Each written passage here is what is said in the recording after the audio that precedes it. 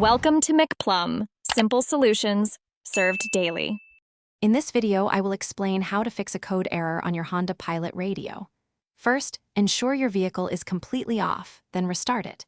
When the radio powers on, it should display code or enter code. Next, you'll need to find your radio's unique serial number. This is typically done by holding down the 1 and 6 preset buttons simultaneously while turning the radio on. Write down the serial number that appears. Once you have your radio's serial number, head to the official Honda Radio Code Retrieval website. You'll need to enter the serial number, your vehicle's VIN, and some personal information. Make sure all details are accurate to ensure a successful retrieval. The website will then provide you with your specific 5-digit radio unlock code. Keep this code handy for the next step. Now it's time to enter the code into your radio. Use the radio's preset buttons, labeled 1 through 6, to input each digit of your 5-digit code.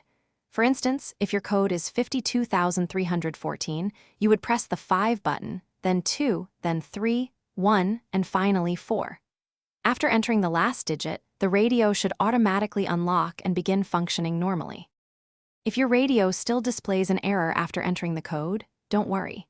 A common fix is to disconnect your car's battery for about 15 minutes, then reconnect it and try the process again. Always double-check that you've correctly noted the serial number and entered the code precisely. If issues persist, contacting a Honda dealership for assistance is a good next step. Also, remember to check the description for a link to the Owala water bottle and other great deals. Thanks for watching. Stay juicy and subscribe.